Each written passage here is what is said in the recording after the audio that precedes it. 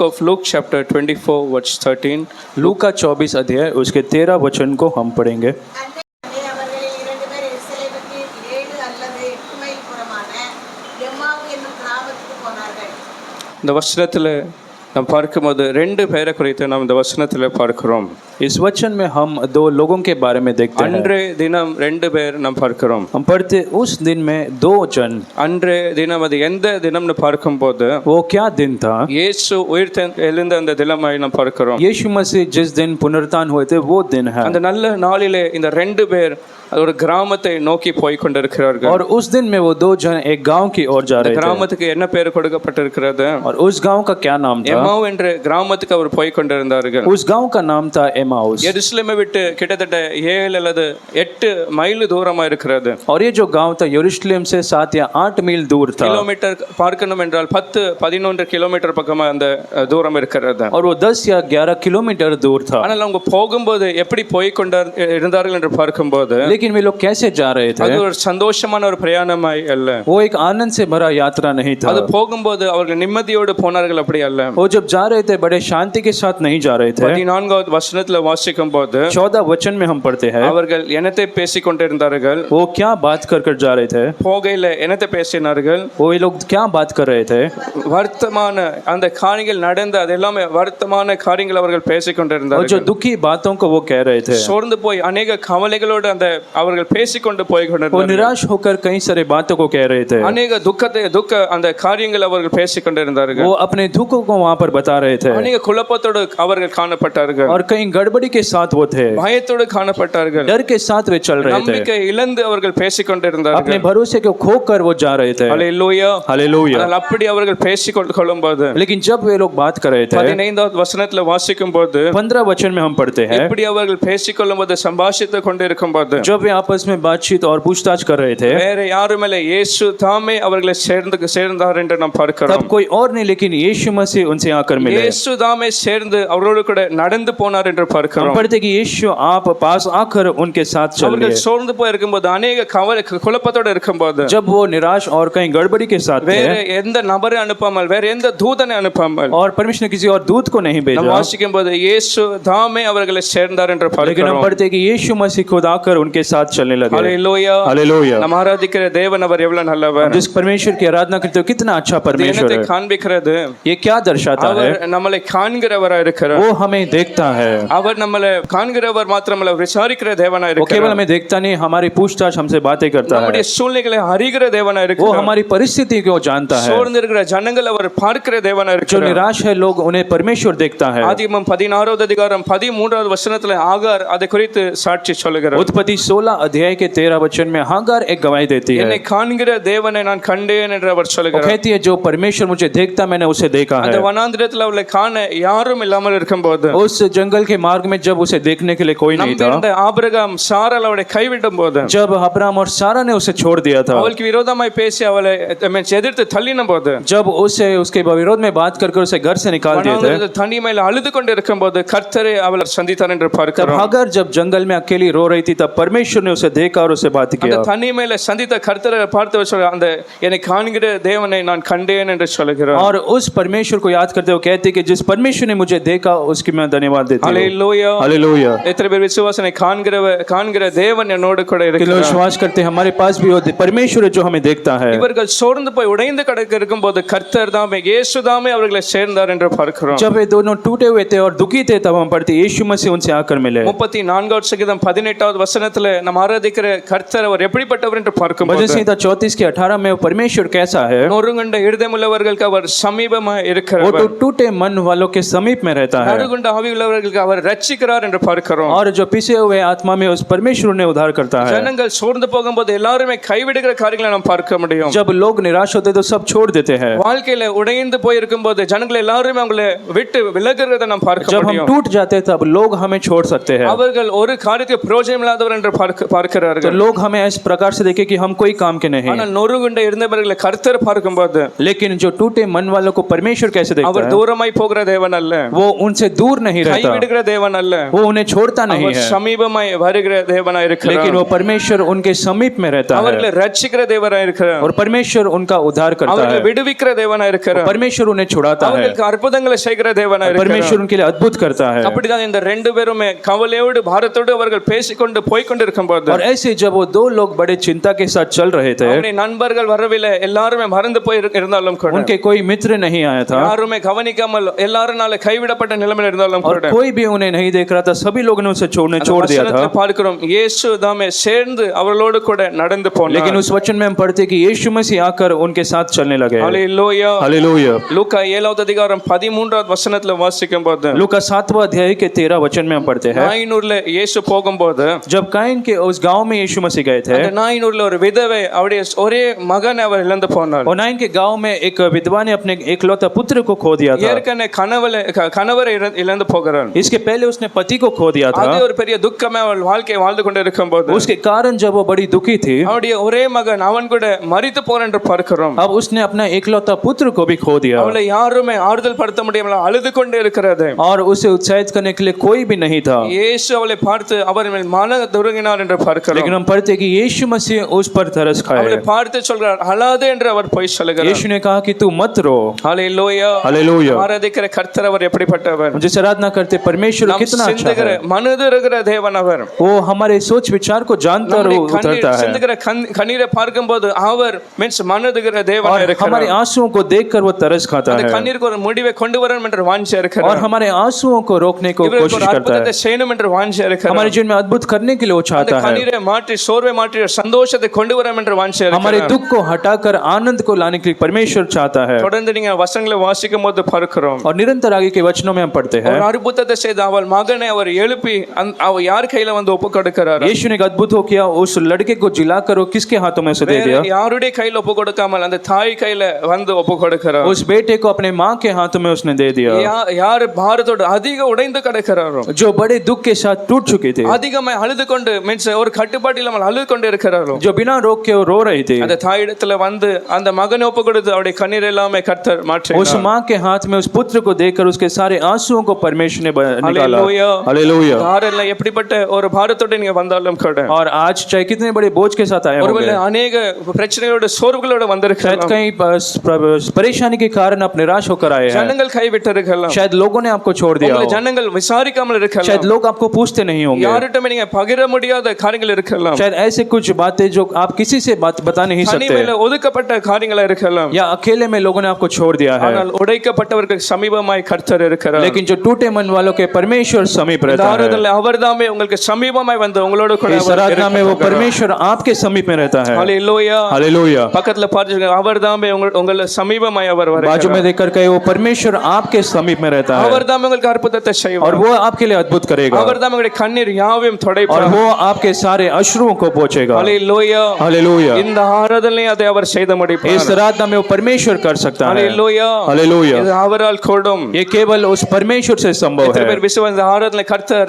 அவர் சமீபமே வந்து அவர் அற்புதத்தை செய்து लोग कह सकते हैं कि वो परमेश्वर मेरे समीप में रहता है. லூக்கா 24வது அதிகாரம் 16வது வசனத்துல வாசிக்கும் போது, लूका 24वां अध्याय उसके 16 वचन में, அவர் சமீபமாய் அவர் சேர்ந்து வந்தாலும் கூட, और यीशु मसीह उनके साथ चले थे फिर भी, அவர்களோடு நடந்து போய் கொண்டிருந்தாலும் கூட, यीशु मसीह उनके साथ चल रहे थे फिर அவரை भी, அறியாதபடிக்கு அவருடைய கண்கள் மறைக்கப்பட்டிருந்தது. हम पढ़ते हैं कि वे लोग उसे पहचान नहीं पाए, அவர் இயேசு என்று அறியாதபடிக்கு और यीशु मसीह है उसे पहचान नहीं पा रहे, அவர்களுடைய கண்களோ மறைக்கப்பட்டிருக்கிறது. उनके जो आंखें थे वो उसे बंद था, அவர்களால் புரிந்து கொள்ள முடியாது, இயேசு என்று புரிந்து கொள்ள முடியவில்லை. और वो पहचान नहीं पाए कि वो यीशु मसीह थे. ஏதோ ஒரு சாதாரண நபர் நடந்து கொண்டு வருகிறார் என்று அவர்கள் उन्हें लगा कि कोई ऐसे साधारण सा कोई व्यक्ति चल रहा है. ஏன் கண் மறைக்கப்பட்டிருக்கிறது? उनकी आंखें क्यों बंद कर दी गई? ஏன் அவருடைய கண்கள் மறைக்கப்பட்டிருந்திருக்கலாம்? उनकी आंखें क्यों बंद कर दी गई थी? அதுக்கு ஒரு காரணம் அந்த கவலை அந்த சோர்வு அவ்வளவு பெருசா அவர்களுக்கு और காணப்பட்டிருக்கலாம். उसका एक कारण है कि उनका जो निराशा जो दुख था वो बहुत बड़ा था. அந்த பிரச்சனையை அவர் பார்க்கும்போது அந்த நடந்த அந்த காரியங்களை அவர்கள் கவனித்து சிந்திக்க அந்த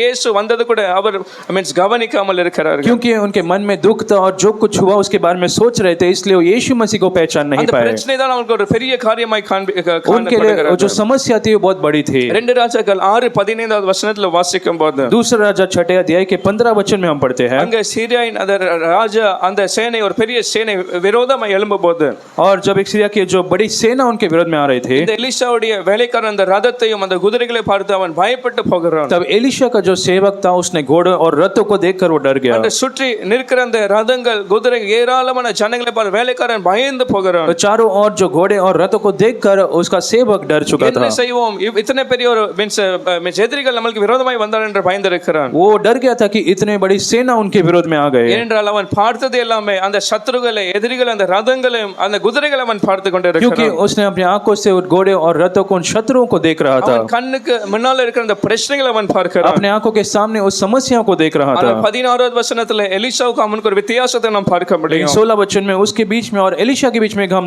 बदलाव को देख सकते हैं। அதே எதிரிகளுக்கு மத்தியிலே எலிசா வித்தியாசமாய் பார்க்கிறதை நாம் பார்க்க उन्हीं முடியும். शत्रुओं के बीच में एलीशा कुछ अलग रीति से देखता நீ है। பயப்படாதே, அவரோடு இருக்கிறவர்களை பார்க்கிலும் நம்மோடு இருக்கிறவர்களோ அதிகம் என்று அவர் சொல்லுகிறார். एलीशा कहता है तू मत डर, उनके पास जो है उससे भी महान हमारे पास है। அவர் ஜெபிக்கிறார், என்னுடைய கண்ணை திறந்தள்ளும் என்று ஜெபிக்கிறார். और उसने प्रार्थना किया कि इसके आंखों को खोल दीजिए। உடனே பார்க்கும்போது எலிசாவை சுற்றிலும் அக்கினிமயமான குதிரைகளும் ரதங்கள் நிற்கிறதை அவன் वो காண்கிறான். सेवक ने अपने आंखों को खोलकर देखा कि एलीशा के चारों ओर अब आग से भरा जो घोड़े और रथ है। அந்த பிரச்சனைகள் அந்த சூழ்நிலை பார்க்கும்போது எதிரிகளை பார்க்கும்போது அவனுடைய கண்ணோ அடைக்கப்பட்டது போல காணப்பட்டது. लेकिन जब वो पहले शत्रुओं को देख रहा था तब उसके जो आंखें थी वो बंद थी। ஹல்லேலூயா. हालेलुया। அப்படியே அந்த பாரம் அவங்க அந்த கவலையோடு அந்த வர்த்தமான காரியங்களை பேசும்போது இயேசு வந்தது கூட அவங்களுக்கு அறியாமல் அதை மீன்ஸ் மறைக்கப்பட்டது போல இருக்கிறது. और इसलिए वो दो जन जब उस दुख में उस बातों के बारे में चिंतित थे, वो यीशु मसीह आए उस बात को पहचान नहीं पाए। இயேசு இருக்கிறார் என்று மறைக்கப்பட்டது. और यीशु मसीह वहां पर थे, उस बात को पहचान नहीं पा रहे இரண்டாவது थे। சில நேரம் பிரச்சனை அல்ல, பாவம் அதை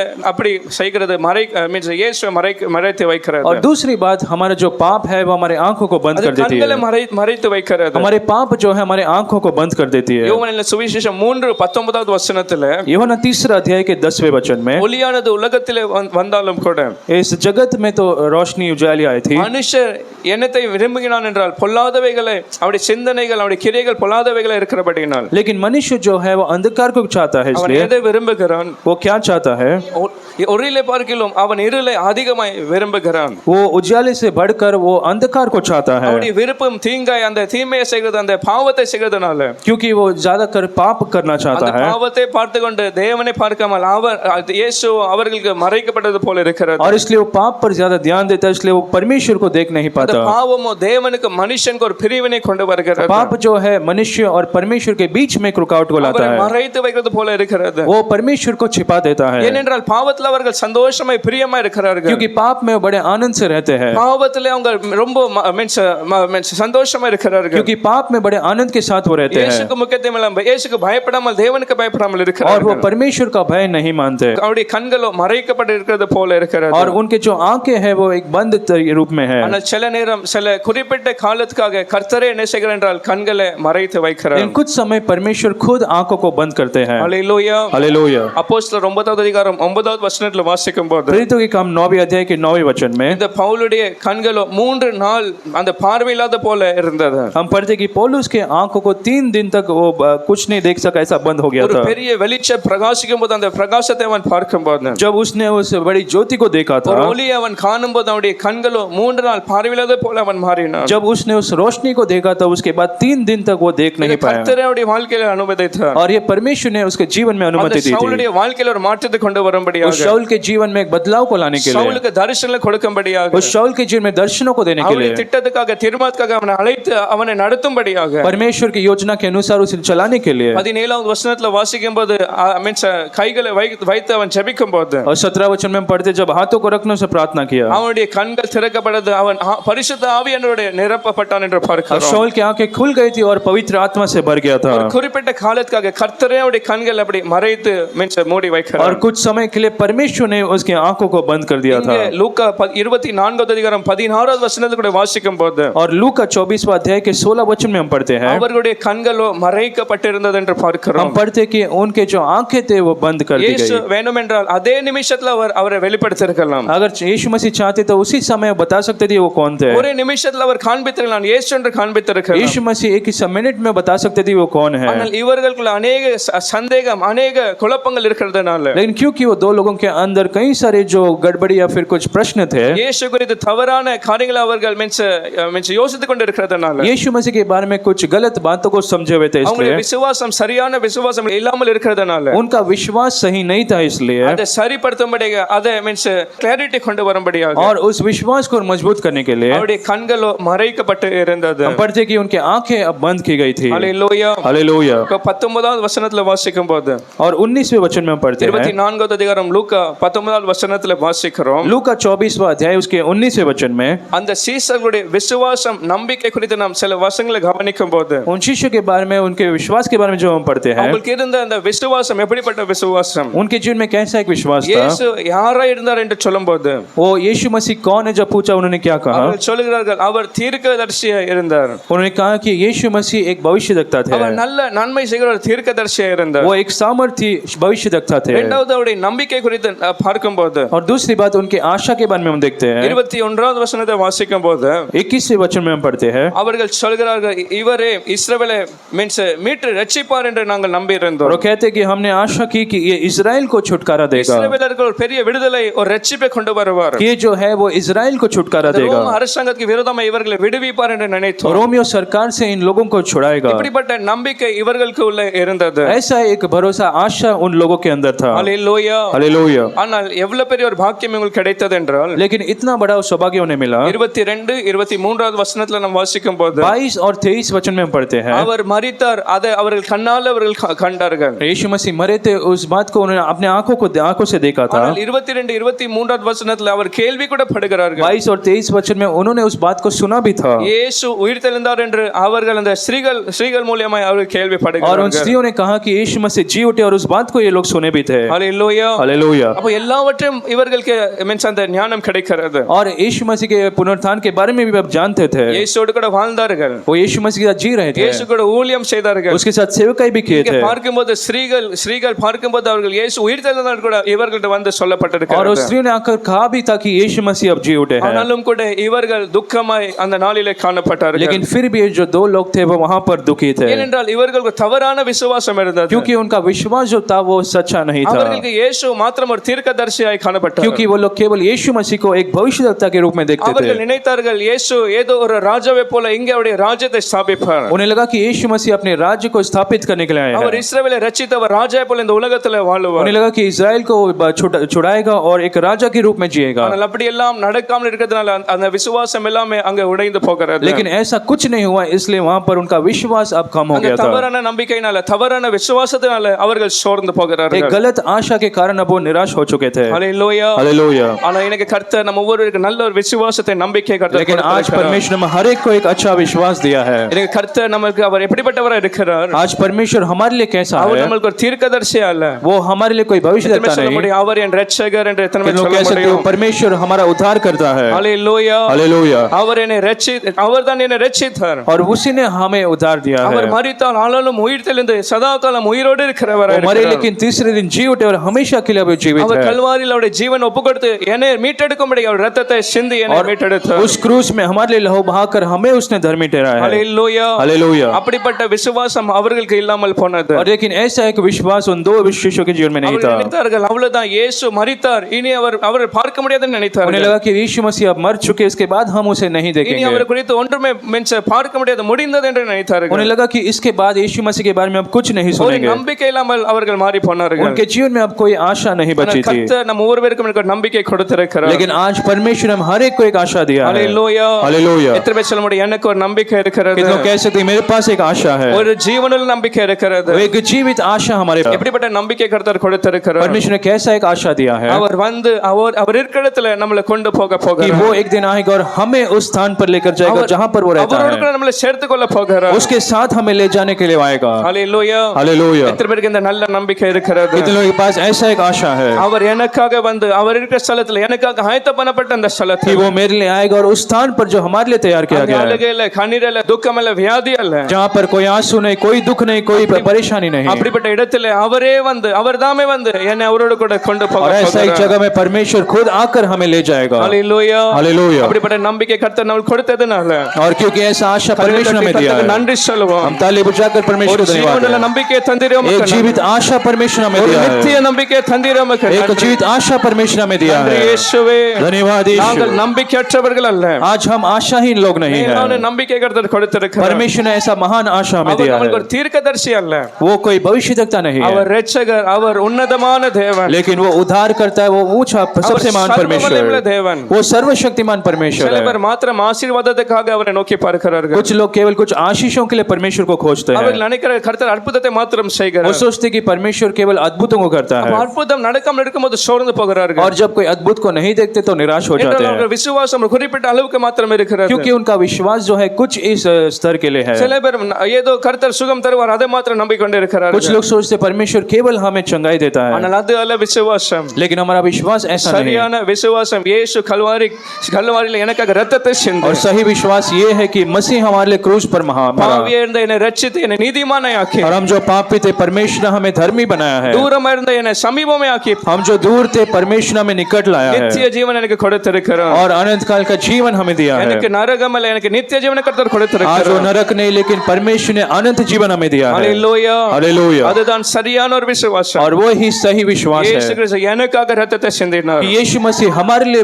लहू बहाए என் है, பாவத்தை அவர் கழுவினார். हमारे पापों को उसने धो அந்த लिया, பாவத்தினால் வருகிற அந்த மரணத்தை அவர் நீக்கினார். उस पाप के कारण जो मौत है उसे परमेश्वर ने எனக்கு हटाया, நித்திய ஜீவன் அவர் கொடுத்திருக்கிறார். और वो अनंत जीवन परमेश्वर ने हमें दिया அந்த है। நம்பிக்கை அவர் வரப்போகிறார், அவரோடு கூட என்னை சேர்த்துக் கொள்ள போகிறார். और ऐसा आशा है हमारे पास है कि परमेश्वर आएगा और हमें हमें अपने साथ ले जाएगा। இப்படிப்பட்ட விசுவாசம், இப்படிப்பட்ட நம்பிக்கை நமக்கு இருக்கும் என்றால் यदि ऐसा एक विश्वास हमारे जीवन में हो நம்ம இந்த ரெண்டு பேரை போல ஒரு நாளுமே சோர்ந்து तो போகவில்லை. उन दोनों के समान हम कभी निराश नहीं हो எத்தனை सकते, பிரச்சனைகள் வந்தாலும் கூட, चाहे कितने भी समस्या आ जाए, அற்புதம் நடந்தாலும் கூட, நடக்காமல் இருந்தாலும் கூட, चाहे कुछ हो या ना हो, சோர்வுகள் பலவீன வியாதிகள் வந்தாலும் கூட, चाहे कमजोरी या कोई बीमारी आ जाए तो भी, இப்படிப்பட்ட விசுவாசம் நம்பிக்கை இருக்கிறதுனால यदि हमारे पास ऐसा एक विश्वास है மேலான தரிசனத்தோட ஒவ்வொரு நாளும் நம்ம ஓட்டத்தை ஓடி முடிப்போம். तो हम हर दिन हमारी दौड़ को पूरी करते रहेंगे। ஹல்லேலூயா. हालेलुया।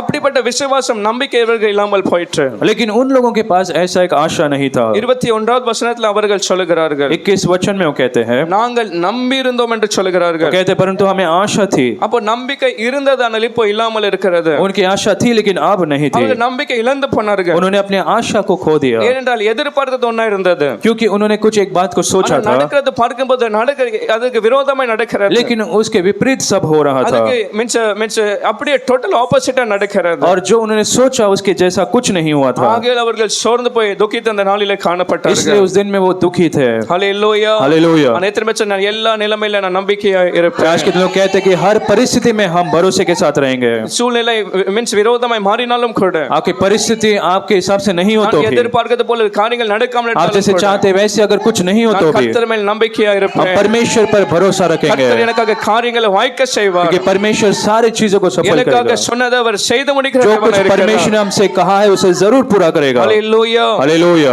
2 ராஜாக்கள் 3:17 வசனத்துல பார்க்கிறோம். और दूसरा राजा 3 अध्याय के 17 वचन में पढ़ते 2 हैं, ராஜாக்கள் 3:17 வாசிக்கிறோம். दूसरा राजा 3 अध्याय उसके நீங்கள் 17 वचन காற்றும் காண में, மாட்டீர்கள், மழையும் காண மாட்டீர்கள். आप हवा और वर्षा को नहीं देखेंगे, காற்றை பார்த்தால் சொல்லலாம், மழையை பார்த்தால் சொல்லலாம், இப்ப மழை பெய்ய போகிறது, தண்ணீர் கிடைக்க போகிறது. और जब हवा को देखेंगे तो हम कह सकते हैं अब वर्षा आने वाली है, हमें पानी मिलेगा, அந்த காற்றை மழையை பார்க்கும்போது நம்பிக்கை வர முடியும். और हवा और वर्षा को देखकर शायद हमें एक आशा मिलती அந்த है। கர்த்தர் சொல்லும்போது பார்க்கிறோம், காற்றும் காண மாட்டீர்கள், மழையும் காண மாட்டீர்கள். लेकिन परमेश्वर कहता है कि तुम हवा और वर्षा दोनों नहीं देखेंगे, ஆனாலும் கூட என்ன நடக்கும் என்றால், लेकिन फिर भी क्या होगा, உங்கள் ஆடு மாடுகள் உங்கள் மிருக ஜீவங்கள் குடிக்கும்படி இந்த பள்ளத்தாக்கு தண்ணீரால் நிரப்பப்படும். ये जो तराई है नाला जो है पानी से भर जाएगी, ताकि अपने गाय और बैल पशु सब उसमें से पानी நீங்கள் पिएंगे। காணாமல் இருந்தாலும் கூட, ஆனாலும் என்று அவர் சொல்லுகிறார். वो कहते तुम नहीं देखो फिर भी, ஒரு அடையாளத்தை பார்க்காமல் இருந்தாலும் கூட, अगर कोई चिन्ह को ना देखे तो भी, ஆனாலும் இந்த பள்ளத்தாக்கு தண்ணீரால் நிரப்பப்படும். तो भी ये जो नाला पानी से भर ஆனாலும் जाएगा, நான் ஆசீர்வாதத்தை கொண்டு வர तो போகிறேன். भी मैं आशीषों को लेकर ஆனாலும் आऊंगा, கூட இந்த பஞ்சம் மாற போகிறது. तो भी वो जो अकाल बदल जाएगी। ஹல்லேலூயா. हालेलुया। அப்படிப்பட்ட நம்பிக்கையை கர்த்தர் நம்ம ஒவ்வொருவருக்கு கொடுப்பாராக. आज ऐसा एक विश्वास भरोसा परमेश्वर நீங்க में दिया எந்த है, ஒரு அடையாளத்தை, எந்த ஒரு காரணத்தை பார்க்காமல் இருந்தாலும் கூட, चाहे कोई चिन्ह को आप देखे या ना देखे, எந்த ஒரு மீன்ஸ் உயர்வை, ஏதோ ஒரு மீன்ஸ்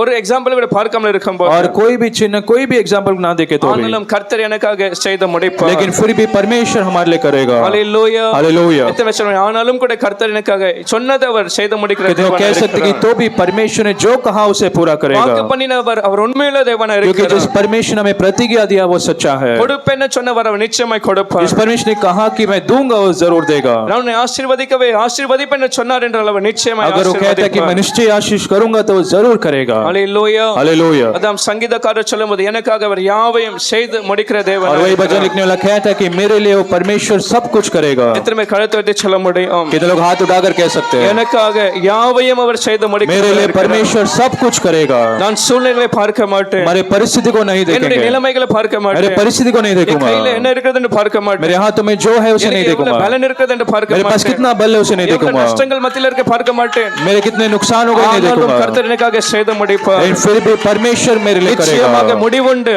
और निश्चय एक अंत உன் होगा, நம்பிக்கை வீண் போகாது आपका आशा कभी व्यर्थ नहीं होगा। நம்பிக்கை தந்தீரே உமக்கு நன்றி और ऐसा एक आशा दिया उसके धन्यवाद। இவர்களுக்கு நம்பிக்கை எல்லாமே முடிந்து போன சொல்ற நம்பிக்கை அந்த நம்பிக்கையா இருந்தோம் என்று और சொல்லுகிறார் वह पढ़ते कि उनकी आशा थी, இப்போ நம்பிக்கை இல்லாமல் சோர்வோடு அவர்கள் பேசிக்கொண்டு அவர்கள் போய் लेकिन अब கொண்டு बिना किसी आशा के वो निराश थे और दुखी थे। அவருடைய சோர்வை மாற்றும்படியாக அவருடைய அந்த குழப்பங்களை மாற்றும்படியாக அவருடைய விசுவாசத்தை மாற்றும்படியாக और अब उनके सारे विश्वास को बदलने के लिए 27வது வசனத்துல பார்க்கும்போது இயேசு செய்கிற காரியம் 27 वचन में यीशु ने क्या किया, அவர் வார்த்தை கொண்டு அவரிடத்துல பேசிக்கொண்டார் वो अपने वचनों को लेकर उनसे बातें करने வேத लगा வாக்கியங்களை எல்லாவற்றிலும் அவர் சொல்லி அவர்களை காண்பித்தார் और उन सारे जो बातों को उनसे कहने लगे வேற எந்த கதையும் சொல்லவில்லை और कोई कहानी को नहीं बताया। அங்க போனேன் நீங்க எங்க போகிறீங்க அதெல்லாம் கேட்டு அப்படி பேசாமல் और यीशु ने पूछा कि आप कहाँ जा रहे हो, வேத வாக்கியங்களை அவர் வேத வாக்கியங்களை எழுதியிருக்கிறவைகளை அவர்களுக்கு விவரித்து அவர் लेकिन காண்பித்தார் जो पवित्र शास्त्र में लिखा गया था उन बातों को वो कहने लगे। 7 मील தூரம் நடக்கிறார்கள் और 7-8 मील वो दूर चल रहे அது थे ஒரு பெரிய பைபிள் ஸ்டடி போல இயேசு அவங்கள்ட்ட போதித்துக் கொண்டு இருக்கிறார் और उस 8 मील की यात्रा में यीशु मसीह वहां पर उनके पवित्र शास्त्र में वचनों को बता रहे थे।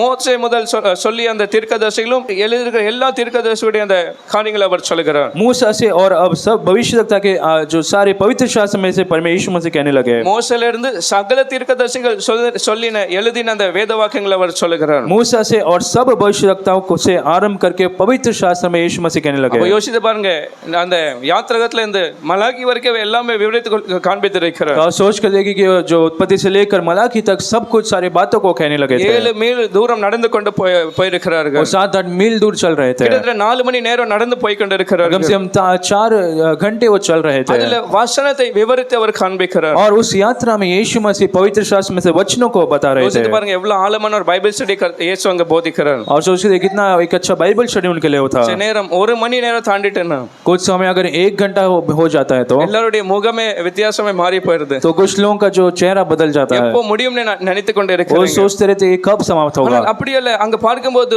1 மணி 2 மணி நேரம் போய் கொண்டிருந்தாலும் கூட அந்த இயேசு வார்த்தையை மாத்திரம் போதித்துக் கொண்டு लेकिन இருக்கிறார்। वहां पर हम पढ़ते हैं कि उनकी यात्रा में यीशु मसीह पवित्र शास्त्र में से वचनों को बता रहे थे। அதுல இந்த என்ன தலைப்புல அவர் சொல்லுகிறார் और उसमें वो क्या बता रहे थे, 26வது வசனத்துல வாசிக்கும் போது 26वें वचन में கிறிஸ்து இவ்விதமாக பாடுபடவும் தமது மகிமையில பிரவேசிக்கும் அந்த வேண்டியதா இருக்கு என்று அவர் சொன்னார்। वो बोले कि आवश्यक नहीं था कि मसीह ये दुख उठाकर अपने महिमा में प्रवेश அந்த करे। மகிமையில பிரவேசிக்க வேண்டும் என்றால் முதலாவது பாடுபட வேண்டும் என்று எல்லா தீர்க்கதரிசி இதுதானே சொன்னார்கள்। और वो कहते हैं कि सारे भविष्यवक्ताओं ने इस बात को कहा कि दुख उठाकर ही महिमा में प्रवेश कर सकते हैं। மோசேயில இருந்து சகல தீர்க்கதரிசியுடைய அந்த காரியங்களை அவர் காண்பித்து எடுத்து காண்பிக்கும் போது இதுதான் காண்பிக்கிறார்। जब मूसा और सभी भविष्यवक्ताओं की बातों को कहकर यीशु मसीह ने इन बात को कहा, நான் வருவேன் நான் பாடுபடுவேன் நான் அதற்கு பின்பு மகிமையில் பிரவேசிப்பேன் என்று இது எல்லாமே வேண்டியதா இருக்குது அவர் சொல்லி उन्होंने कहा कि मैं आऊंगा और सारे दुखों को उठाकर अपने महिमा में प्रवेश करूंगा। Hallelujah hallelujah.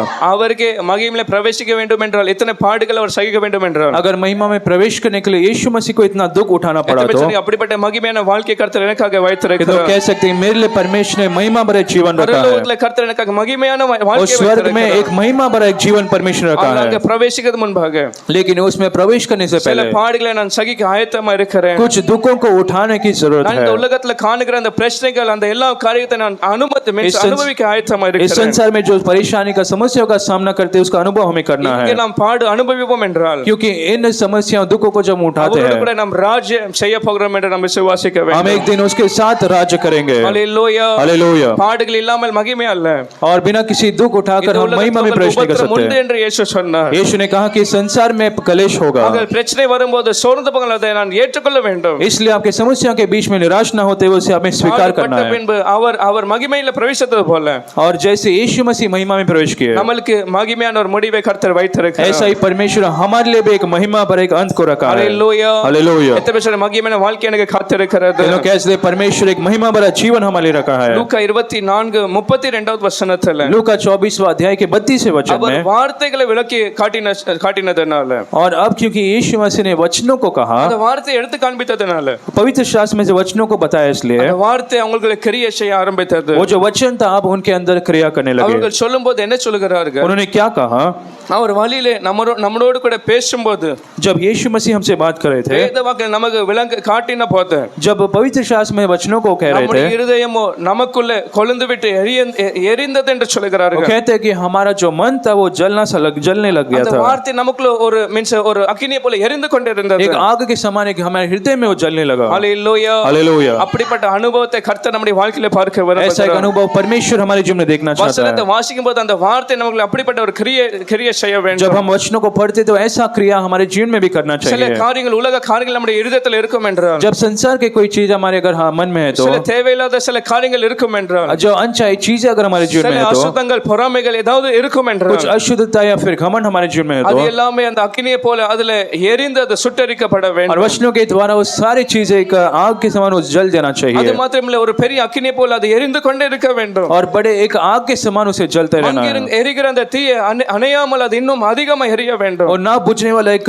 आग के समान उसे चलते रहना है। ஹல்லேலூயா. हालेलुया। எத்தனை பேருக்கு அப்படிப்பட்ட அனுபவம் உண்டு? कितने लोगों के पास ऐसा एक अनुभव வசனம் है? வாசிக்கும் போது அது நமக்குள்ள கிரியை செய்ய வேண்டும். और जब हम वचन को पढ़ते तब हमारे अंदर उसे क्रिया करना है, நம்முடைய இருதயங்களை அது கொழுந்து விட்டு எரிய வைக்க हमारे வேண்டும். हृदय को उसे जलाना है, மாற்றங்களை கொண்டு வர और एक வேண்டும். बदलाव को हमारे अंदर लाना நமக்குள்ள है, பேச வேண்டும். हमारे अंदर उसे बात ஒரு करना है, பட்டயத்தை போல குத்த வேண்டும். और उसे एक हमारे अंदर एक भाला के समान उसे मारना है। ஹல்லேலூயா. हालेलुया। இவருக்குள்ள அந்த வசனம் பேசினதுனால, क्योंकि उनसे उन वचनों ने बातें किया, அந்த வசனம் அவங்களுடைய இருதயத்துல கொழுந்து விட்டு எரிந்தது என்று பார்க்கிறோம். हम पढ़ते कि वचन जो है उनके हृदय में वो जलने लग गया था। ஹல்லேலூயா. हालेलुया। அப்ப நாம் கூட ரட்சிக்கப்படாத இடத்துல பேசும்போது, तो यदि हम भी आज जिन्होंने उद्धार नहीं पाए उनसे बात करते நம்முடைய हैं, வீட்டில பேசும்போது, अगर हमारे घर में किसी से बात करते கணவரிடத்துல हैं பேசும்போது, या पति से बात करते இல்ல हैं பிள்ளைகளிடத்துல பேசும்போது, या बच्चों से हम बात करते நாம் हैं, எதை கொண்டு பேச வேண்டும்? हमें क्या क्या बात करना வார்த்தை है? கொண்டு, கர்த்தருடைய ஜீவ வார்த்தை கொண்டு பேச வேண்டும். परमेश्वर के जीवित वचनों को हमें कहना है। தேவைகள் விடுத்து கவலையோடு கண்ணீரோடு காணப்படும் போது, जब वो कुछ निराशापन या दुखी है இன்னும் சோர்ந்து போய் நீங்க அழ வேண்டாம். तब आप निराश होकर और रोना யெகோவா चालू ஈரே करिए। என்று சொல்லி அவங்களை பலப்படுத்த வேண்டும். आप कहे यहोवा ईरे आपके लिए देखेगा, அவர் தேவைகளை சந்திக்கிறேன் என்று சொல்ல वो வேண்டும். आपकी जरूरतों को पूरे करेगा। அந்த வார்த்தைகளுடைய இருதயத்துல எரிய வேண்டும். और ऐसे बातों को जब आप कहेंगे तो हृदय में जलना ஒரு பெரிய चाहिए, விசுவாச தைரியத்தை கொண்டு வர उनके வேண்டும். जीवन में एक विश्वास को लेकर आएगा। எத்தனை பேர் நான் வார்த்தையை கொண்டு பேசுவேன்? कितने लोग कह सकते हैं कि मैं वचनों को लेकर बात करूंगा? ஹல்லேலூயா. हालेलुया। அப்பா கூட இருக்கும்போது எப்பொழுதுமே வசனத்தை கொண்டு அவர் பேசுவார். पिताजी भी हमेशा वचनों को लेकर बात करते थे। நம்முடைய வாழ்க்கையில கூட ஏதாவது பிரச்சனைகள் வரும் என்றால், हमारे जीवन में कुछ समस्या आती है ஏதாவது तो, தேவைகள் மத்தியில இருப்போம் என்றால், या जरूरतों के बीच में रहते அந்த हैं तो வார்த்தை கொண்டு அவர் பேசுவார். वचनों को लेकर वो बात करते थे, எப்பொழுதுமே வார்த்தை கொண்டு பேசும்போது और हमेशा वो वचनों से बात அந்த करते थे, வார்த்தை அந்த நபருக்குள்ள அது கிரியை செய்யும். और वो जो वचन है लोगों के जीवन में क्रिया அந்த करेगी, வார்த்தை ஜீவனுள்ள வார்த்தை இருக்கிறது. क्योंकि वो जो वचन है वो जीवित वचन எந்த है, மனுஷனை பலப்படுத்த அந்த வல்லமையுள்ள வார்த்தைகள் और இருக்கிறது. किसी भी मनुष्य को बल देने के लिए वो அந்த सामर्थ्य है, வார்த்தை ஒரு மனுஷனை தைரியப்படுத்த முடியும். और उस मनुष्य को वो दृढ़ कर அந்த सकती வார்த்தை है। ஒரு மனுஷனுடைய கண்ணீரை மாற்ற முடியும். परमेश्वर का वचन आंसू को पहुंच அந்த सकती है, வார்த்தை ஒரு மனுஷனுடைய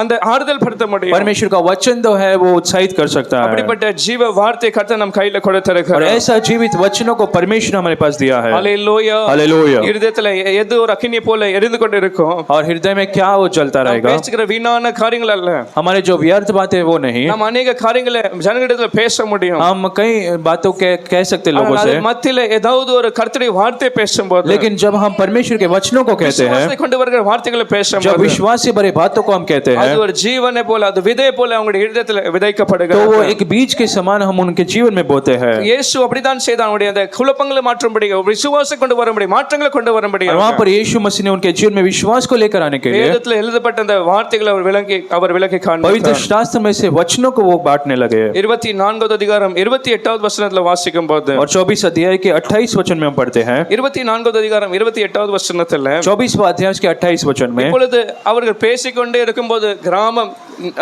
சமீபமாய் और வந்தார்கள். वो जब बातचीत करे थे अब गांव के पास पहुंच गए थे। கிராமத்துக்கு கிட்ட அவர்கள் வந்து சேர்ந்தார்கள். जब वो गांव के पास पहुंच गए थे அப்படி வரும்போது இயேசு என்ன செய்கிறாரு பார்க்கும்போது, तब यीशु ने क्या किया? அவர் காண்பிக்கிறார் என்று பார்க்கிறோம்.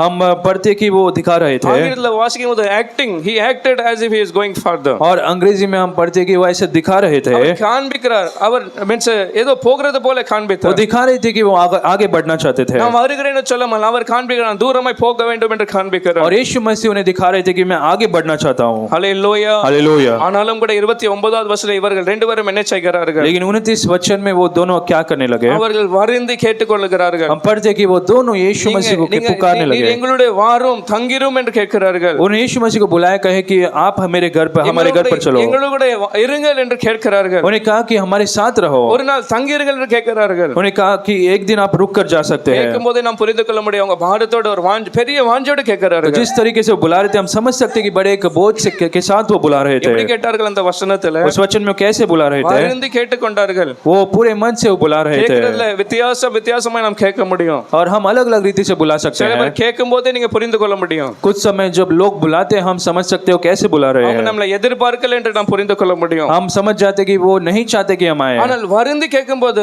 இயேசு என்ன செய்தார்னு பார்க்கிறோம். लेकिन जब वो पूरे मन से वो जबरदस्ती बुलाने लगे तब यीशु मसीह ने क्या किया போகிறவர் போல காண்பித்தவர் இப்போ அவருடனே தங்கும்படி உள்ளே போனார் என்று पहले பார்க்கிறோம். उन्होंने दिखाया कि वो जा रहे थे लेकिन अब वो उनके साथ चलकर उनके घर पर गए ஹல்லேலூயா. हालेलुया எப்படி இயேசு அந்த வீட்டுக்குள்ள வந்தார்? यीशु कैसे उस घर पर गए இயேசு எப்படி உள்ள பிரவேசித்தார்? यीशु मसीह क्यों उस घर पर गए அவரே வராமல் அவர் தானே வராமல் இவர்கள் அழைக்கும் போது ஒரு வருந்தி கேட்டுக்கொள்ளும் போது जब उन दोनों ने यीशु मसीह को बुलाया और जबरदस्ती करने लगे பார்க்கிறோம் இயேசுவுடைய வீட்டுக்குள்ள हम பிரவேசித்தார். पढ़ते कि यीशु मसीह उनके घर पर गए ஹல்லேலூயா. हालेलुया எத்தனை பேருக்கு அப்படிப்பட்ட ஒரு வாஞ்சை இருக்கிறது? कितने लोगों के अंदर ऐसा एक चाहत है என்னுடைய சமூகத்தை இன்னும் வருந்தி நான் அவருக்கு கேட்பேன், कि मैं परमेश्वर की उपस्थिति को और चाहूंगा இன்னும் என்னுடைய வாழ்க்கை நான் அவரை கூப்பிடுவேன், मैं परमेश्वर को मेरे जीवन में और मैं என்னுடைய பிசினஸ்ல बुलाऊंगा நான் அவரை கூப்பிடுவேன். मेरे बिजनेस में उसे मैं बुलाऊंगा நீங்க நடத்துங்க, இனி कि परमेश्वर आप अगुवाई நீங்க करें இதுல பாதையை காட்ட வேண்டும், तो आप हमें मार्ग को दिखाओ நீங்க இதுல நடத்த வேண்டும். आप हमें இனி चलाइए என் சுய விருப்பத்தினால் அல்ல, मेरे खुद के என் इच्छा के குடும்பத்தை अनुसार நீங்க नहीं நடத்த வேண்டும். मेरे परिवार को आप உங்களுடைய चलाइए சமூகம் எனக்கு இன்னும் அதிகமாய் தேவை. आपके उपस्थिति हमें और जरूरत है ஹல்லேலூயா. हालेलुया எத்தனை பேர் நான் வருந்தி அவரை कि लोग கூப்பிடுவேன். कह सकते मैं भी परमेश्वर को इस तरह से बुलाऊंगा எல்லாவற்றையும் நீங்க இப்ப பார்த்து கொள்ளுங்க. कि परमेश्वर तू सब कुछ देख ले உங்களுடைய கருத்துல நான் ஒப்புக்கொடுக்கிறேன். तेरे हाथों में मैं सौंप देता हूँ ஹல்லேலூயா. हालेलुया இவர்கள் வருந்தி அப்படி கேட்கும்போது और क्योंकि वे लोग ऐसे बुला रहे थे அவள் போகிறது போல காண்பித்தாலும் கூட இப்பொழுது அவங்களுடைய வீட்டில் அவர் अब வருகிறார். यीशु मसीह खुद उनके घर पर गए நாளில் நீங்க கூப்பிடுகிற ஒவ்வொருவருடைய காரியங்களை கர்த்தருடைய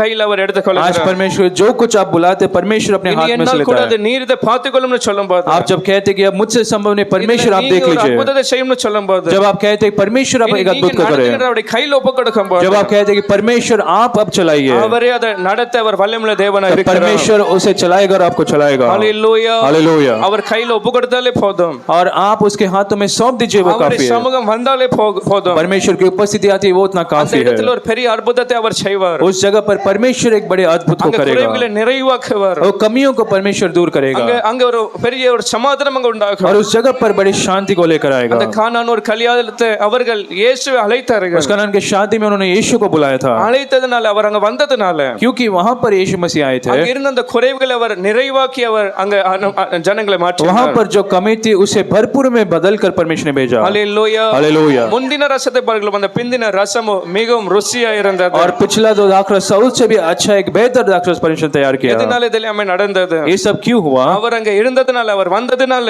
அந்த குறைவுகள் क्योंकि நிறைவாக்கப்பட்டது. यीशु मसीह वहां पर आए थे उनकी परिस्थिति बदल गई थी லூக்கா 13வது அதிகாரத்துல 18 வருடமாய் பலவீனப்பட்ட ஒரு வியாதி அந்த ஒரு ஆவியை பிடித்து வைத்தது. लूका 13 अध्याय में एक स्त्री जो 18 वर्ष तक वो ठीक से सीधी चल नहीं पा रही அவளால थी நிமிர்ந்து கூட நடக்க முடியாமல் இருந்தது. वो 18 वर्ष तक सीधी चल नहीं पा रही அந்த थी நாளிலே ஜெபமாலயத்திலே இயேசு வந்ததனால लेकिन उस दिन में जब यीशु मसीह मंदिर में जा रहे 18 थे வருஷமாய் நிமிர்ந்து நடக்க கூடாத அந்த கூனியே இருந்த அவன் நடக்க முடிந்தது. वो जो 18 वर्ष तक वो सीधी चल नहीं पा रही थी अब वो चलने लगी थी அவள் வந்தாலே போதும், அவருடைய சமூகம் இருந்தாலே போதும், பெரிய காரியங்கள் அவர் செய்வார். और यीशु मसीह परमेश्वर आए उसकी उपस्थिति होगा तो काफी है वो महान काम को करेगा ஹல்லேலூயா. हालेलुया இந்த ஆறு லெத்திரமர வருந்தி கேட்டுக்கொள்ளுங்கள். इस रात में कौन परमेश्वर कैसे बुला सकता குடும்பத்தில் है நம்முடைய சமூகம் இன்னும் அதிகமா எனக்கு कि வேண்டும். परमेश्वर मेरे जीवन में मेरे परिवार में तेरी उपस्थिति को और என்னுடைய चाहता हूँ பிசினஸ் என்ற தொழில் வியாபாரத்துல உம்முடைய சமூகம் எனக்கு இன்னும் வேண்டும். मेरे बिजनेस में व्यापार में तेरी उपस्थिति को और இனி चाहता நான் हूँ எல்லாம் உம்முடைய கையில நான் ஒப்புக்கொடுக்கிறேன். और मैं सब कुछ अब तेरे हाथों में सौंप நீங்க देता हूँ பார்த்துக்கொள்ளுங்க என்று சொல்லும்போது परमेश्वर आप देख लीजिए जब आप कहते हैं நிறைவாக்குற தேவனா இருக்கிறார். परमेश्वर आपके कमियों को भरपूर में बदलेगा அற்புதத்தை செய்கிறவரா இருக்கிறார். परमेश्वर एक अद्भुत को करेगा எத்தனை பேர் விசுவாசனை கர்த்தர் குறைகளை நிறைவாக்குறவரா இருக்கிறார். कितने विश्वास करते हैं परमेश्वर कमियों को भरपूर में बदलेगा ஸ்தோத்திரம். ताली बजाकर धन्यवाद நன்றி है। இயேசுவின் குறைகளை நிறைவாக்குறவர், धन्यवाद परमेश्वर मेरे हर कमियों को तो அதே बदल रहा இடத்துல है அற்புதத்தை செய்கிறவர், और एक अद्भुत को करने वाला श्री நான் இருக்கிற धन्यवाद। இடத்துல அற்புதத்தை செய்கிறவர், मैं जहाँ पर रहता हूँ वहाँ पर एक अद्भुत को நான் இருக்கிற करेगा। இடத்துல குறைகளை நிறைவாக்குகிறவர், जहाँ पर हूँ मेरे सारे कमियों को तो भरपूर में என்னுடைய बदलेगा, சரீரத்தின் பலவீனங்களை மாற்றுகிறவர். मेरे सारे कमजोरी को तो बदलेगा। நமக்கு நன்றி, thank you Lord. धन्यवाद प्रभु। அதே இடத்துல பார்க்கும்போது கர்த்தர் அற்புதத்தை செய்கிறார். और हम पढ़ते उसी जगह पर यीशु ने एक अद्भुत को किया। அவர் அங்க இருக்கும்போது அவர் என்ன செய்தார்? और वहाँ पर यीशु मसीह ने क्या किया था? 31வது வசனம் வாசிக்கும் போது और 24वां अध्याय उसके 31 वचन में हम पढ़ते हैं। 24 அந்த தொடர்ந்து வசனங்களை வாசிக்கும் போது அவர் அந்த அப்பத்தை எடுத்து அவர் நன்றி சொல்லி அவர் பிட்டு கொடுக்கிறார். और 30 वचन में हम पढ़ते जब उस रोटी को यीशु मसीह ने तोड़ा और उन्हें दिया। வீட்டில அவர்கள் கூப்பிடும்போது வீட்டில வந்ததுனால அவர் அங்க அப்பம் பிட்டு அவர்கள் கொடுக்கும்போது जब उस घर पर यीशु मसीह रोटी को तोड़कर उन्हें दे रहे थे, அந்த மறைத்துப்பட்டு இருக்கிற அந்த கண்கள் இப்ப திறக்கப்பட்டது. उनके आंखें जो बंद थी अब खुल गई थी। ஹல்லேலூயா. हालेलुया। எத்தனாவது வசனம் அதை வாசிங்க, அந்த வசனம் அவங்களுடைய கண்கள் திறக்கப்பட்டது. அப்பொழுது அவருடைய கண்கள் திறக்கப்பட்டு அவரை அறிந்தார்.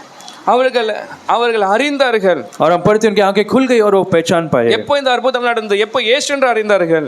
और वो कब पहचान पाए कि वो यीशु थे? எப்போ அவங்களுடைய அந்த கண்ணீர் மாறப்பட்டது? उनके जो आंसू अब कब के அவர் बदले? வீட்டில வந்ததனால அவருடைய கண்ணீரில கர்த்தர் சந்தோஷமாய் மாற்றினார். क्योंकि यीशु मसीह उनके घर पर आए थे, उनका दुख अब आनंद में बदल அவருடைய गया। எல்லா குழப்பத்துக்கு எல்லாம் நம்பிக்கை இல்லாத அந்த நிலைமை கர்த்தர் மாற்றினார். उनके जो आशाहीन परिस्थिति को परमेश्वर ने बदल दिया। ஹல்லேலூயா. हालेलुया। அந்த துக்கம் இனி சந்தோஷமாய் கர்த்தர் और மாற்றினார். उनके दुखों को अब आनंद में परमेश्वर ने बदल அவங்களுக்குள்ள दिया। ஒரு தைரியத்தை, ஒரு எழுப்புதலை கர்த்தர் கொண்டு वहां வந்தார். पर परमेश्वर के जीवन में बदलाव को लाया। எப்படிப்பட்ட எழுப்புதல் வந்தது? और कैसा एक बदलाव आया? 33வது வசனத்துல வாசிக்கும் போது 33 वचन में हम पढ़ते हैं। 7-8 மைல் தூரமாய் நடந்து வந்தவர்கள் और वो जो 7-8 मील दूर यात्रा कर आए थे, அந்நேரமே எழுந்திருந்தார். उसी घड़ी वो उठकर இங்க இருக்க வேண்டாம் என்று சொல்லி மறுபடியும் திரும்பி எருசலேமுக்கு அவர்கள் उन्होंने போனார்கள். कहा कि अब हम यहाँ पर नहीं रहेंगे, फिर हम यरूशलेम में लौट जाएंगे। ஹல்லேலூயா. हालेलुया। இதுதான் ஒரு பெரிய எழுப்புதலுக்கு அடையாளமா और இருக்கிறது. ये ही एक बड़ी जागृति का एक चिन्ह है। பின்வாங்கி போய் சோர்ந்து போய் வந்த அந்த எமவுல வந்தவர்கள் और वे जो निराश होकर एमाउस की ओर जा रहे थे, மறுபடியும் அதே நேரத்துல அவர்கள் போய் எருசலேமுக்கு திரும்ப அவர்கள் लेकिन अब ஆயத்தமானார்கள். उसी घड़ी वो उठकर यरूशलेम को लौट गए। நம்மளுக்கு எமவு இல்ல, நம்மளுக்கு எருசலேம்ல இருக்க வேண்டும். उन्होंने कहा कि अब एमाउस नहीं, हमें यरूशलेम को जाना நாங்கள் है। எருசலேம்ல போய் சாட்சி சொல்ல வேண்டும். हम यरूशलेम में जाकर நாங்கள் गवाही देंगे। எருசலேம்ல போய் ஜனங்களை தைரியப்படுத்த வேண்டும். यरूशलेम में जाकर लोगों को हम उत्साहित எருசலேம்ல करेंगे। போய் நற்செய்தியை சொல்ல வேண்டும். यरूशलेम में जाकर इस अच्छे संदेश को हम देंगे। ஹல்லேலூயா. हालेलुया। பின்வாங்கி போனவர்கள் மறுபடியும் அவர்கள் அந்த எருசலேமுக்கு நோக்கி போனார்கள். और जो पीछे हट चुके थे अब वो फिर उठकर यरूशलेम की ओर गए। ஹல்லேலூயா. हालेलुया। இந்த ஆறாறுல எத்தனை பேர் ஆவிக்குரிய வாழ்க்கையில அந்த எருசலேமை விட்டு எமாவு போயிருக்கலாம்? और आज कई लोग आत्मिक जीवन में यरूशलेम को छोड़कर एमाउस की ओर गए ஒரு होंगे। காலத்துல எருசலேம்ல இருந்தவர்கள் एक समय पर यरूशलेम में थे, அந்த சோர்வுனால, அந்த பயத்தினால, लेकिन वो डर के कारण, दुख के कारण, பின்வாங்கி போய் ஜெபத்துல அந்த வேத வாசிப்புல எமாவுல போய் இருக்கலாம் என்று और हम போயிருக்கலாம். आत्मिक जीवन में प्रार्थना को छोड़कर, अपने विश्वास को छोड़कर एमाउस की ओर चले गए। ஆறாறுல கர்த்தர் உங்களுக்குள்ள எழுப்புதலை கொண்டு வந்தார். लेकिन इस आराधना में परमेश्वर एक बदलाव को लाना அந்த चाहता है। விசுவாசத்தை இன்னும் பலப்படுத்தி उस विश्वास को स्थिर உங்களை कर, எமாவுல இருந்து கர்த்தர் மறுபடியும் எருசலேம் போய் उस நிறுத்த एमाउस से परमेश्वर आपको फिर यरूशलेम को कहने को कहते हैं। ஹல்லேலூயா. हालेलुया। மறுபடியும் இந்த ஜெபத்தின் சத்தம் உங்க வீட்ல எழும்ப போகிறது. आपके जीवन में फिर एक बार वो प्रार्थना का आवाज सुनाई देगी பாடல் சத்தம் எழும்ப போகிறது. और स्तुति गीत की आवाज अब आने துதிக்கிற लगेगी வாயை இது மாற போகிறது. और परमेश्वर की आराधना का एक கர்த்தருக்காக எழும்பி अनुभव होगा। பிரகாசிக்கிற குடும்பமாய் மாற போகிறது. परमेश्वर के लिए उठकर खड़ा होने के लिए परिवार बनेगा। எத்தனை பேர் மறுபடியும் எருசலேம்ல கர்த்தரை கொண்டு வந்து कितने लोग நிரப்புகிறார்? कह सकते हैं, परमेश्वर फिर हमें यरूशलेम में लौटाएगा। அவர்கள் எமாவை விட்டு மறுபடியும் எருசலேமுக்கு வர முடியும் என்றார். यदि वो यमास को जाकर फिर यरूशलेम को இந்த लौटे, ஆறாறுல ஆவிக்குரிய வாழ்க்கையில எமாவுல விட்டு மறுபடியும் எருசலேமுக்கு வர हमारे आत्मिक जीवन में यमास को छोड़कर फिर यरूशलेम में लौटने के लिए। ஹல்லேலூயா. हालेलुया। அப்படிப்பட்ட மாற்றத்தை கர்த்தர் நம்முடைய வாழ்க்கையில இந்த ஆறில கொண்டு வர परमेश्वर விரும்புகிறார். ऐसे बदलाव को इस आराधना में हमसे चाहता ஒரு है। ஸ்டெப்பாவது பின்வாங்கி போயிருப்பீர்கள் என்றால், यदि आप एक कदम पीछे हट गए तो அந்த 7 மைல் இந்த 1 மைலாவது தூரம் போயிருப்பீர்கள் वो என்றால், 7 मील में से 1 मील दूर अगर आप चले गए ஆறில तो கர்த்தர் உங்களை மறுபடியும் இந்த 1 மைல் இழுக்க விரும்புகிறார். इस आराधना में वो 1 मील परमेश्वर अपने निकट लाने की हालेलुया। कोशिश। हालेलुया। எத்தனை பேர் சொல்ல முடியும் பின்வாங்கின அந்த கால் மறுபடியும் நான் முன் எடுத்து வர कितने போகிறேன்? लोग कह सकते हैं, पीछे जो कदम रखा उसे मैं अब फिर आगे लेकर आऊंगा। அவர் என்ன செய்தார் என்று பார்க்கும்போது और उन्होंने क्या किया? 33வது வசனத்துல வாசிக்கும் போது 33 वचन में हम पढ़ते हैं, அந்நேரமே எழுந்து இன்னும் தாமதிக்காமல் இன்னும் அடுத்த நாள் பார்க்கலாம், அடுத்த வாரம் பார்க்கலாம் அல்ல. उन्हें देरी नहीं की, लेकिन उसी घड़ी हम पढ़ते हैं, ஏற்கனவே அவங்களுடைய கால்கள் எல்லாம் கை பலவீனமாய் மாறி இருக்கலாம். वो इतने इतना चलकर कमजोर हो चुके थे நடந்து शायद। வருகிறார்கள். இயேசு சொல்ற இந்த வார்த்தையோட கேட்டுக்கொண்டு और வருகிறார்கள். यीशु मसीह ने कई बातों को सुनकर वो आ रहे थे அநேக கவலையோடு இன்னும் பாரமாய் வந்திருப்பார்கள். और कई प्रश्न के साथ वो आए होंगे, ஆனால் அந்நேரமே அவர்கள் எழும்பி திரும்பி போனார்கள். लेकिन उसी घड़ी वो उठकर यरूशलेम को எங்கே लौटे। போனார் என்றால் 33 34 அந்த 11 பேர் இடத்துல போய் இயேசு உயிரோடு இருக்கிற, ஆமால் இது உண்மைதான், அவர் உயிரோடு இருக்கிற சொல்லி அவர் சாட்சி கொடுத்தார்கள். और उस वचन में हम पढ़ते हैं कि उन 11 और उनके जो साथी थे उनको जाकर यीशु मसीह के बारे में गवाही देने लगे। அவர்கள் சும்மா எம்மாவுல இருக்க முடியவில்லை. वो वहां पर एमाउस में चुपचाप रह नहीं पाए। அவர்களுக்கு மாத்திரம் அந்த நற்செய்தி வைக்கணும் என்று அவர்கள் இருக்கவில்லை. वो जो अच्छा संदेश था वो अपने पास नहीं रखना चाहते, நற்செய்தி எடுத்து கொண்டு போய் அந்த अनेक ஜனத்துல போய் சொன்னார்கள். लेकिन उस अच्छा संदेश को जाकर लोगों से वो कहना चाहते थे अनेक இடத்துல போய் அதை பகிர்ந்து அதை அவர்களை தைரியப்படுத்தினார்கள். और बहुत सारे लोगों के पास जाकर उस संदेश को देकर उन्हें उत्साहित करने लगे। ஒரு பெரிய விசுவாசத்தை கொண்டு வந்தார்கள். उनके अंदर दूसरों के जीवन में विश्वास को लेकर आए உயிரோடு இருக்கிறார் कि यीशु मसीह अब जीवित है। Hallelujah hallelujah. எத்தனை பேர் சொன்னா அவர்கள் அப்படி செய்ய முடியும் ये என்றார். लोग कहते हैं अगर उन दोनों ने ऐसा किया तो அவர்கள் போய் மறுபடியும் போய் சொல்ல முடியும் என்றார். अगर वो फिर यरूशलेम लौटकर यीशु मसीह के बारे में कहने लगे, ஜனத்துல போய் சொல்ல போகிறேன். मैं भी जाकर लोगों से कहूंगा। என்னத்தை சொல்ல போகிறோம்? क्या कहेंगे? இயேசு உயிரோடு இருக்கிறார். यीशु मसीह जीवित है இயேசு நம்மளுக்காக வரப்போகிறார். और वो हमारे लिए आने वाला है அவர்களை நேசிக்கிறேன்னு சொல்ல और போகிறேன். वो आपसे प्रेम करता है, அவர்களை விடுவிப்பார் என்று சொல்ல वो போகிறேன். आपको छुड़ाएगा அவங்க வாழ்க்கையில அற்புதத்தை செய்வார் என்று और वो சொல்ல आपके போகிறேன். जीवन में अद्भुतों को करेगा। Hallelujah hallelujah. எத்தனை பேர் சொல்ல முடியும்? நான் அப்படி சொல்ல போகிறேன். कि लोग कह सकते हैं मैं ऐसे जाकर कहूंगा। அவர்களால சொல்ல முடியும் என்றால் यदि वो दो लोग कर पाए तो, அவர்களுடைய அந்த துக்கம் அந்த சந்தோஷமாய் மாறின பின்பு और उनका जो दुख आनंद में बदल गया था उसके बाद, अनेक பேர் இன்னும் துக்கத்துல இருக்கிறார்கள். और भी लोग दुख में थे அந்த 11 பேருமே துக்கத்துல அவர்கள் கலகோடு और இருக்கிறார்கள். वो 11 लोग तो वो तो अभी भी दुख में थे அவர்களும் தைரியப்படுறாங்க. அவர்களும் விசுவாசம் கொண்டு வர வேண்டும். और अब वो भी उत्साहित होने के लिए परमेश्वर में उनका विश्वास स्थिर रहे, इसलिए மறுபடியும் அவர்கள் எருசலேமுக்கு திரும்பி हम வந்தார்கள். पढ़ते हैं कि वो फिर यरूशलेम को लौट गए थे। இனியும் எத்தனை பேர் துக்கத்தோடு அந்த அந்த பயத்தோடு காணப்படுகிறார்கள். और आज भी कई लोग जो दुख और डर के साथ थे, பிசாசு இந்த கட்டுகளோடு அந்த அந்த பயத்தோடு இருக்கிறார்கள். शैतान के बंधनों में वो है, अंधकार வல்லமையில இருக்கிறார்கள். अंधकार के सामर्थ्य में है। எத்தனை பேர் நான் அவர்களை விடுவிப்பேன், कितने लोग कह सकते हैं मैं जाकर उन लोगों को நான் छुड़ाऊंगा, அந்த கட்டுகளை உடைப்பேன், मैं उन बंधनों को அந்த निकालूंगा, ஜனங்களை இயேசுவை குறித்து சொல்லுவேன். मैं यीशु मसीह के बारे में उनसे कहूंगा। கர்த்தரை ஸ்தோத்திரிப்போம். कि हम खड़े होकर परमेश्वर को धन्यवाद दें। அவர்களால சும்மா இருக்க முடியவில்லை. वो वहां पर चुप रह नहीं पाए இத்தனை பெரிய காரியத்தை எப்படி நாம் அடக்கி வைக்க முடியும்? और इतने बड़े अच्छे संदेश को हम कैसे रोक पाए? எப்படியாவது போய் சொல்ல வேண்டுமே, मैं हम कैसे भी जाकर कहेंगे, எப்படியாவது சொல்ல வேண்டுமே. हमें कैसे भी जाकर